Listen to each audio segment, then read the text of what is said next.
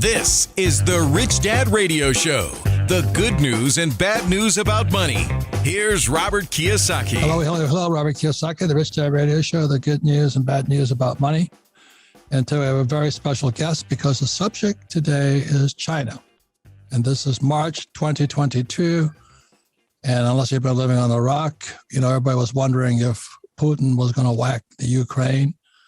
And everybody said, no. So he whacked him. And now, as we're talking, his efforts are slowing down because unlike Biden, that coward, the Ukrainians are fighting back. It's interesting, too, that Biden took a lot of money out of the Ukrainians. I thought that was interesting, too. And it was Trump who armed the Ukrainians. So both countries are fairly corrupt, but I think it's interesting that they're fighting back. So the other side of the coin is China. And then during the Beijing Winter Olympics, there was a picture of Putin and Premier Xi, very powerful men, standing together, while America has the biggest, weakest president, probably the most dangerous president we've ever had. And so as this, Jordan Peterson, who is very much against the postmodern education world, says if you think strong men are dangerous, you should see what weak men are capable of. So Putin and Xi are very, very strong men. But Biden is doing more damage because he's a wimp. And, he opens the whole southern border, lets people through. He evacuates out of Afghanistan. He cuts off oil production in America to keep the greenies happy. So Biden is a very weak man, and you have two very strong men, Putin and Premier Xi. So our guest today is, they call her the Oprah of China, and she has got the pulse on it. She's an American, but she goes back and forth with freedom. And she's very popular in both countries, actually worldwide. And I want her to give an idea what's happening in the macro sphere of China. What's happening there. When we had dinner in Honolulu just recently, the question I always ask every Chinese person, is Xi going to whack Taiwan? Because that's, China has been pounding Taiwan since I was a kid. And they were shelling it because it was called Formosa back then. And they would just lob shells across. So when Putin hit Ukraine, Premier Xi overflew Taiwan. And so these are global things, but also that our guest today is Yu-Shi Khan. He's also into real estate in Hawaii, and real estate prices are so high right now that the average Hawaiian or the local person cannot afford it. So it's really, from Hawaii to across America, what is happening with the world? So, Yu-san, would you give us a little of your background and how you got to be the Oprah of China? Well, it's very flattering to be called Oprah of China. Well, that's how much power you got. I started doing television in America. I had a series called Looking East, and then in China Central Television asked me to do a series called One World.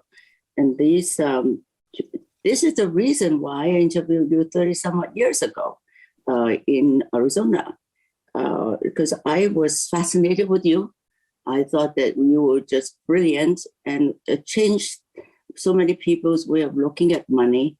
And I said, I really want people to know your thinking. So I interviewed you and I put your show on my shows, both in the United States and in China. So when I met you a couple of weeks ago in Lanai, Hawaii, I was really excited because you were really one of my idols. And you were extremely impressive and extremely influential in my own life, in my way of looking at money. And I, for many, many years, when people say, give me the 10 books that you like to read, and you know that all these years I have your book on the list because I'm just a big fan.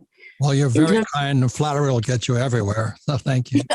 It's not flattery. It's actually the truth. I don't have to flatter you per se. You're already really big. But in terms of you are from Hawaii. I know that you care a great deal about Hawaii, and I do too. I came to school in BYU, Hawaii, when I was 16 years old. So we have somehow we have somehow some connection here. Where were you born? I was born in Guilin. Have you been to Guilin? Berlin. Guilin is in the southwest part of China. Oh, okay. And no, I haven't been there. very close, so it's connected to Vietnam. And you know that China has something like 16 neighbors, it's very different from the United States. And so I was born there, but when I was about 3 years old, I already moved to Hong Kong. So from Hong Kong, I went to Hawaii.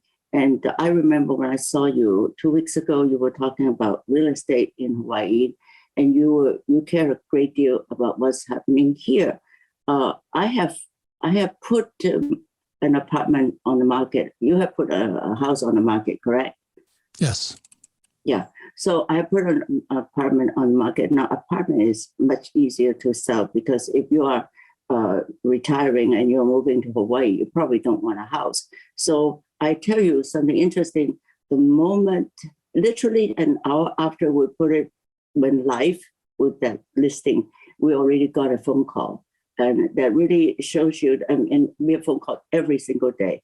And we just listed it yesterday, and starting tomorrow morning at 8 o'clock, we're already showing it.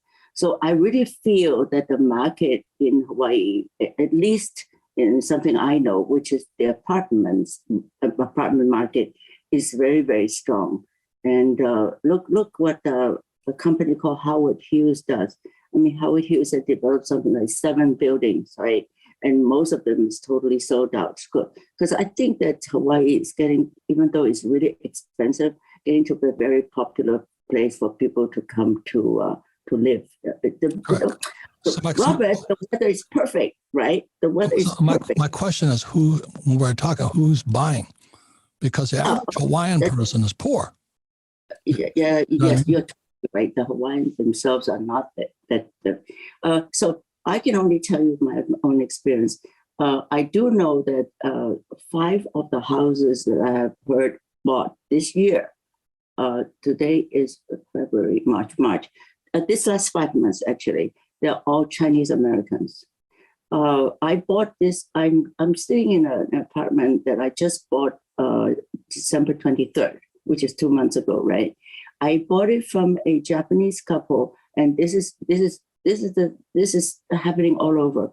A lot of Japanese really don't come back to Hawaii, even though there are more Japanese than anyone else coming to Hawaii today, right? It has always been. Hawaii is really not only run by the Japanese, it's really occupied by the Japanese. This building that I live in, almost 60% are Japanese. Right. So that just shows you that Japanese are really fans of Hawaii, and they buy. And here, however, since they couldn't go back to Tokyo because of the quarantine and all that, this couple sold this apartment for almost next to nothing. Well, I can't say that, next to nothing. Sorry, Robert. What's the price? What's the price? Well, this apartment was listed at 6.5 before. Million. I bought it for 5.1 million because this couple was really interested. Is it $5.1 or $5.1 million? $1 million. Right? That's Robert, nothing. $1 million. That's what I'm getting at. The average person can't afford that. No, absolutely not. But then, of course, this is probably the highest end of you know what I mean? It's the highest end. So you can get into apartments that are $800,000, $900,000. I just bought one for $900,000 for 2 grand. Jesus! Did you just pull out your wallet and pay for it? Well, Robert, because I like this place so much, and a friend of mine was developing this building, and I said I really would like to like to buy it. But I like to help out. I understand. My point is, Hawaiians aren't buying, but Asians are buying. And Yeah. I bought. You're absolutely right. Sorry, we're completely moving on. 5 of the houses that I saw bought were from Chinese Americans. And now, the Chinese cannot come, as you know. They cannot get a visa to come out of China. They cannot get enough money to come out of China. Every year, you're allowed to just move $50,000 from China. How do you buy a $1 million apartment, right? So the ones that I know are Chinese Americans like myself. We are really the ones buying a lot. And I'm very surprised how many Chinese Americans are buying. In fact, the penthouse of this building, which was listed for $35 million, which was sold recently for $16 million. What a bargain. Oh my God, how come I missed out on that one? You don't miss out anything, Robert. You never miss out anything. Yes, that's sold to a Chinese American. What I'm trying to say to you, and I think that they're just moving in. I think that we got, I want to know what's going on. Please bear with me on this whole thing. 35 million is not. You think not a lot of money? I would say for most Americans, it's a lot of money. So that's what I want to discuss here. I mean, when I sit in Hawaii and I look at my classmates and all that, they can barely afford to buy lunch, a lot of them. And then all these Asians come in and they're buying this place, whether it's, when I was in the 60s, with the Japanese came in, the hotel I met you in was owned by the Japanese. Most of the hotels are owned by Japanese. They're run by Japanese. Do you know what I mean? And then now you're saying the Chinese Americans are buying, but they're still Chinese. And what you think is cheap is not cheap. And so that's really why I wanted to discuss with you what the heck is going on. So I listed my property because I'm getting out of Hawaii. Hawaii has turned into the Communist Republic of China, CCP. Now it has. I mean, I love Hawaii, it's a beautiful country, beautiful land. But it's so oppressive. It's become communistic.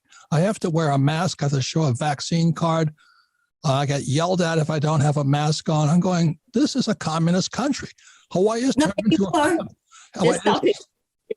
it's turned into a Hawaii is. And it's some of the worst politicians we've ever had. My friends are leaving Hawaii in droves, but the Asians are moving in. So really, that's what I wanted to discuss with you. So I bought my house in Hawaii for 1.5. It's listed for 9.5. It sounds like a bargain to me. Do you know what I mean? But the average, my family can't afford it. Do you know what I mean? So this is really kind of what I wanted to find out. If you're the Oprah of China, what is going on out there? Because you have the Putin invading the Ukraine.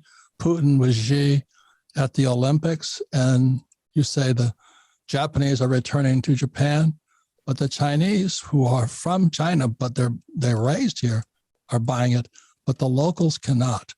That's my concern. And if we don't watch that trend, and then when I talk to my friend Chad, who's good friends of everybody, the captain, his girlfriend is Chinese too. And I told her that, Xi is going to bomb Taiwan. She goes, no, he never will. But you remember Hong Kong, that's you guys all say that. You don't know how treacherous that country is, China. I have a gold mine in China they took from me. Okay, so do you understand what I'm saying here? So I operated at a kind of a different type of level here. But Hong Kong used to be a free country also. It's gone. So that's my concern. How communistic is America going? You have Putin on one side, you have Biden in the middle, who's sabotaging America by taking out our pipelines and pulling us out of Afghanistan, opening up the southern border. And then we have the Chinese buying up Hawaii. So that's my concern. So when we come back, I'd like to, if you think about what you think is going on in the psyche, because my classmates can't afford anything because they're from Hawaii. We'll be right back. Out here in Phoenix, the cost of rent has gone up 28%. Thanks to record inflation, almost every living expense has gone up. And inflation can erode your personal wealth too. That's why I think investing in assets that offer protection from inflation is critical. There's an overlooked asset that some experts say is a good store of wealth today. When volatility raged in 2020, its prices outpaced 10 other major asset classes, according to Citi. This investment isn't gold or some type of stock or bond. I'm talking about blue chip art. In fact, blue chip art prices outpaced S&P 500 by 164% from 1995 to 2021. And thanks to Masterworks, you can invest in million-dollar art. To add this asset to your portfolio, visit masterworks.io/richdad for priority access. That's masterworks.io/richdad. And see important disclosures at masterworks.io/disclaimer. Welcome back, Robert Kiyosaki, the Rich Dad Radio Show, the good news and bad news about money. It's really about China, Russia, communism, Biden, and all this stuff, the gap between the rich and the poor. And you know, when UC says it's a bargain, went from 35 million to 16 million, we have a problem, you know, in Houston. Anyway, our guest today is Yu Saikon. They call her the Oprah of China. She operates all over the world. She's very famous, very influential. And the reason I want to, she interviewed me before, but I was just back in Hawaii. I was on the island of Lanai that's owned by one guy. His name is Larry Ellison of Oracle. I think Musk bought a place there. Bezos bought a place there. Gates wanted to buy a place there. My friend bought a place on Lanai. And I tell you, the gap between the rich and the poor is so extreme. But I think there's something more dastardly going on because I built a gold mine in China back in 1990. And the Chinese government just took it. We just did an interview with Rick Rule about gold and silver and all this. Gold and silver and all this stuff is going on, but the gap between the rich and the poor is too wide. So when we're in Hawaii, you have these guys who are buying, and I can't afford to buy the island of Lanai, but I can't afford what I want to afford. At the same time, you see homeless people parked all along the street. And not in Let me finish. And the Chinese and the Japanese are buying the goddamn place up. And all of our Hawaii, you go to the Hawaii, all the news is about how corrupt Hawaii's government leaders are. They're just corrupt. They're pocketing money left and right. My father ran for lieutenant governor of Hawaii. Another thing that's happening, because he couldn't stand the corruption of Hawaii. And then my friends like John McGregor and J.W. Wilson, guys, we grew up in Hawaii, we're leaving Hawaii. And everybody's, this is paradise. But I have a house, I have probably the best property in Hawaii, in Waikiki, right on Point of Diamond Head. I only paid 1.5 for it. They want to offer me 9.5. But the average guy can't afford it. That homeless guy can't afford it. My biggest concern is the homeless guy's going to move in while I'm not there. So we have this huge problem. So I wanted to find out what's going on because she just said earlier the Japanese moved out, but the hotels I met her in this last trip last month, owned by the Japanese. And now the Chinese are moving in. But she said they're Chinese American. They're still Chinese. No, not the same. Absolutely not the same. Chinese Americans are very different from Chinese. So I'm just preparing people for what's coming, which is a promotion of my book called The Capitalist Manifesto, because I went to Vietnam and I shot a lot of Asians out there. I'm an Asian American. I still fought for America. America is being sold out by our own leaders. So what is your point of view on this whole thing? How does it justify a $35 million apartment not marked down to 16? And that's a bargain. You got homeless all over the place. That's my concern. You can't justify that, but that is the system. This is America. In Hawaii, one of the biggest problems is for so long, it's been run by one party. And that party was Democrats. Seriously, the Republican Party is actually non-existent there. So there is no opposing. My father was a Republican because the Democratic Party is so corrupt. I mean, look at how corrupt. I was just there. They arrested 5 of your guys. I mean, the 5 of your political leaders. They're all on the bribe. They're all taking money. True. When one party is so powerful, look at the other problem with Hawaii will be the unions.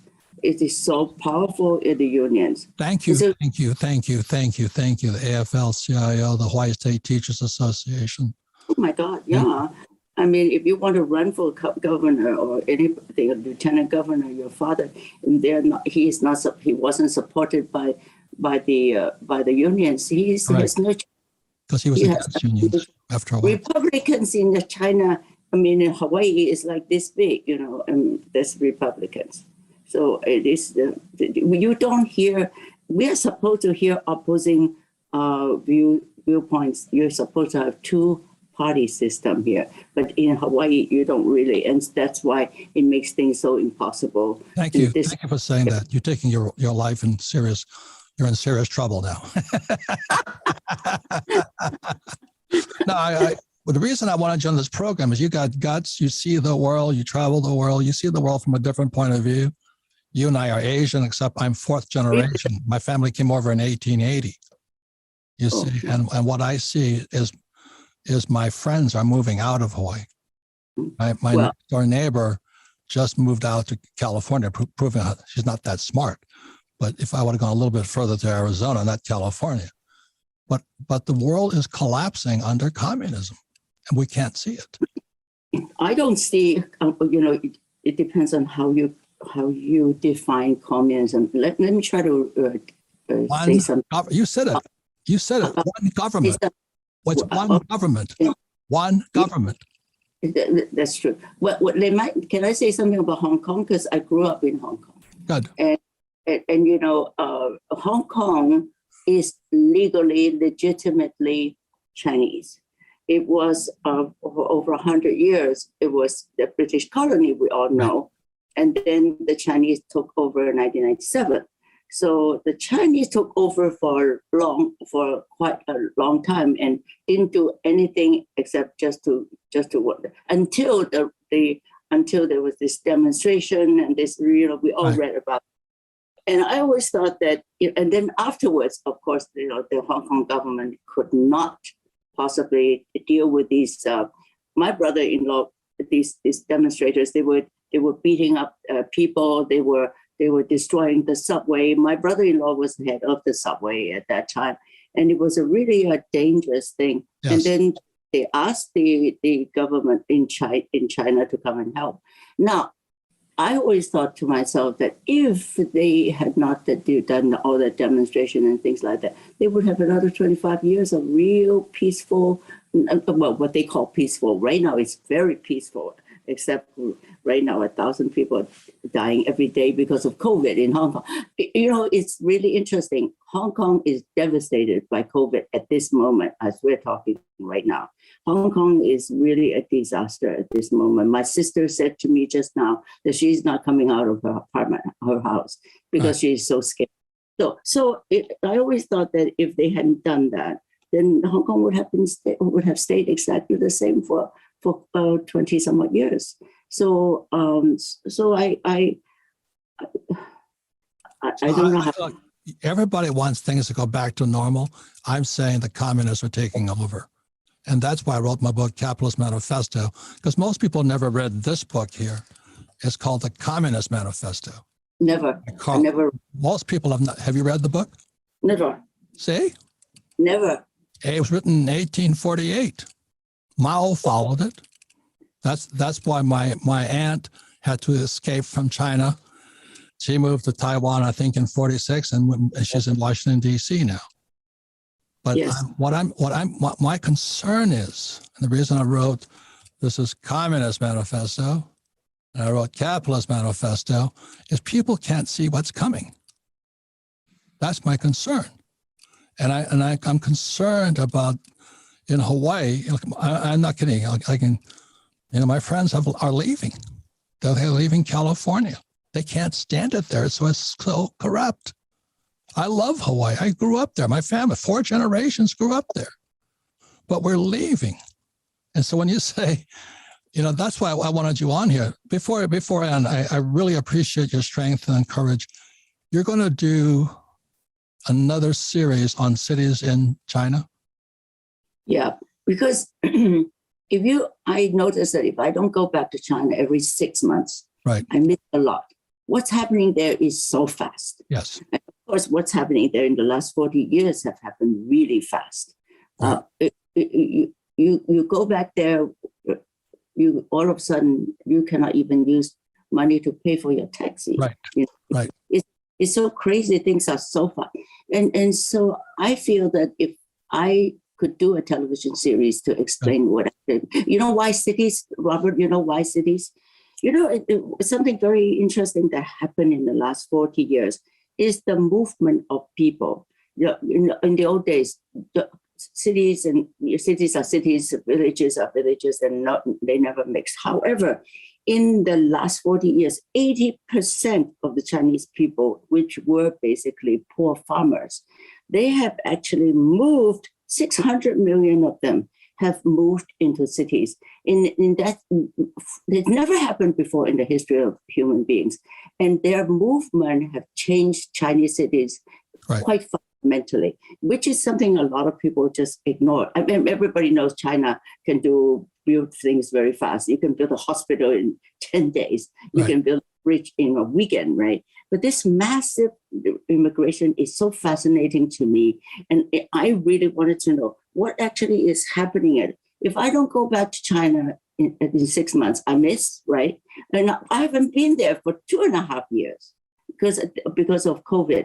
It just I can't stand 21 days of quarantine. Why would I do that, right? No. But if I can go there without quarantine 21 days, which is still a question mark, I would love to do a TV series. And I know you're doing these shows to educate people, to really have an interesting, intelligent conversation. I really would like to do an intelligent television series about cities in China. I introduced 21 countries to China when I was producing television for China. I introduced them without prejudice. So I think that's a great idea. I wish you the best of luck on it, because when they opened the doors to China, I flew to Hong Kong and I crossed into China because I wanted to see it before it went west. So I was there. I was riding the buses around China and all that. It was a dirt poor country. So exactly what you're saying is I don't think Americans see how fast they're coming on. Because I still remember riding this bus in China. They had the Chinese guards watching us. I blend in because I'm Japanese. And the bus driver's driving along the road. There's this duck farmer. I mean, this was poor. There was no cities there, no buildings. The Chinese looked like Filipinos because they were so emaciated and in the sun. They lived in mud huts. And I wanted to see it before it turned. And this is how strange it was. This bus is driving along. There's a Chinese duck farmer with hundreds of ducks, and the bus driver hit him. Didn't even stop. I went, holy mackerel. So I've been watching this for a long time. Like I said, I went to Vietnam. I fought a number of Chinese soldiers out there. So we knew the Chinese were supplying the North Vietnamese. So I've been watching this for years and years and years and years and years. So that's what concerns me is my friend, when you say that we call it Chinese Americans, but the regular people cannot afford to live in Hawaii. That's why homelessness is through the roof out there.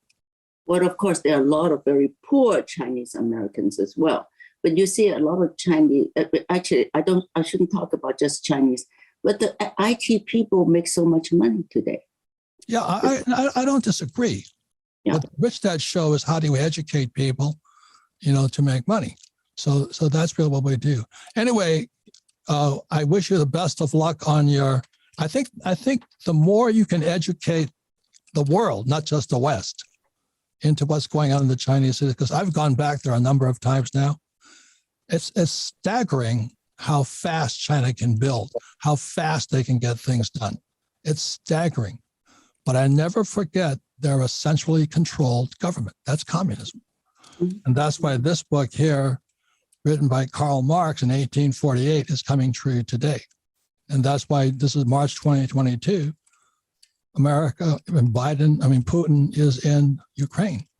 So you see, I thank you very much for your work. Thanks for interviewing me.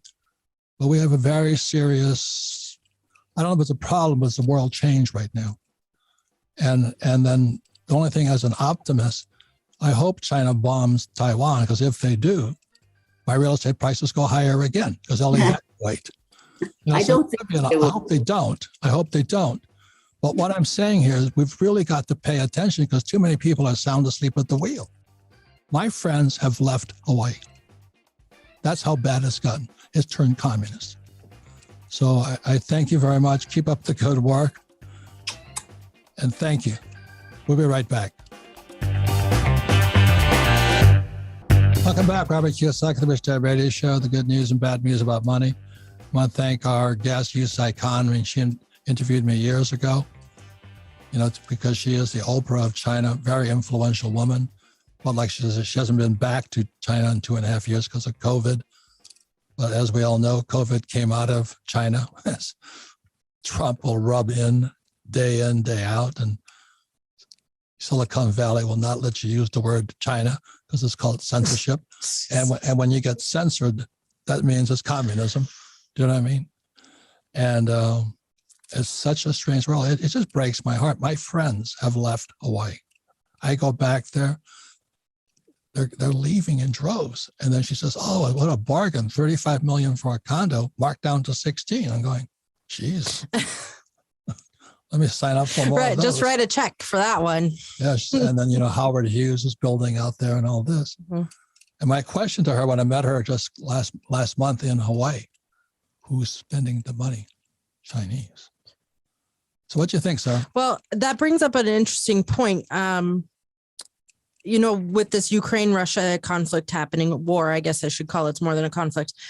There has been a ton of talk about Russians buying these high-priced penthouses and apartments in like Miami, California. So it got me thinking during this conversation, what's bringing them here? Why are they spending their money? Is it like... Well, it's a good America. Because it's not communist yet. No, but America is the promised land. Mm-hmm. And people forget that. Unfortunately, our educators are, she says the teachers unions and all that, they control the Teamsters union. They control Hawaii. And Teamsters and all that, I'm not against unions, but unions are Marxist. Workers of the World Unite, Karl Marx. This book right here. You got to read this book, 50 pages. And she hasn't read the book. And they don't know they're communists. They're not bad people, get me wrong. But, oh, yeah, this is wonderful. This is all this. But my friends are leaving. It is censorship. It is totalitarianism. It's just like, Trudeau of Canada. He shut, I don't know what else he's doing, take money out of banks and all this. When is this going to end? It only ends when people say, oh, no, don't worry. That'll never happen. And that's why I was rough on her. She's a good woman. She cares. But a $16 million condo is a bargain. I'm going, and meanwhile, on the streets of Hawaii, all these guys in tents. Yeah. Yeah. And so something is going on, but everybody says, oh, don't worry, it's a lot of money. So that's what's a little tough on her. She's a strong person, Yeah. So what do you think, Sarah? It just makes you wonder what, we've talked about on here about the gap between the rich and the poor widening. And I think you just have to look to Hawaii to see it. How do you have such extremes? What is happening? And I think that's something that we're trying to, I don't want to say solve, but that is our mission of the Rich Dad Company, is to elevate the financial well-being, because that's what's missing in schools. And my poor dad was head of education for the state of Hawaii, PhD, Stanford, Northwestern University, Chicago. He knew nothing about money. Mm-hmm. And when I read this book here, The Communist Manifesto, in 1965, because I went to military school. And in military school, they said, you have to know your enemy. And I realized, I hate to say this, but most of my friends and family are communists. Yeah. They just don't know it. They're anti-rich, they want to tax the rich, and they're pro-union. I'm going, holy mackerel, and they have no financial education. Right. And you see the gap going so big. My concern is what I can get into is revolution. Mm-hmm. See, what happens in a revolution, and it says right in this book here, Communist Manifesto, Because what happens in a revolution is the middle class can't go up anymore. So they start to come down. And then it crushes on the poor. Yeah. So when I was in Hawaii, I'm watching these people struggling. Me, we'll pay you $15 an hour, and she's paying what $16 million for a condo. And if the poor don't come up, and so I walked into this gas station in Honolulu, and this woman yells at me, she says, "Put your fucking mask on." I'm going, holy shit. And what's crazy is, tonight is the State of the Union. Yeah. New York, all of these states have suddenly lifted their mask mandates. It's interesting, isn't it? How it just overnight, it's over. This mask is about power and control, compliance. So what they did in Hawaii, they got most of the working class people, good people. They're so compliant. They wear their mask and all this. I was just trying to pay for my gas, and I got yelled at. I mean, holy mackerel. So that's my concern. And that's really what this show was about, is to bring awareness that the two universes that are living in one island. Yeah. Because, but it's happening everywhere. You see it in every major metropolitan area, the extreme gap. Right. That's happening. And and if we don't start teaching it in our schools, if we don't address what's happening in our school system, it's going to get worse. Right. I think it's the point of this episode. Well, it's a point of several efforts. We had, what's his name? Rick Rule. And then we've had Dennis Prager, and Dennis Prager says what happened in 1930, the Frankfurt School sent teachers to Columbia University's Teachers College. And out of Columbia University's Teacher College in 1930, that's when communism started to spread across America via the school system. Mm-hmm.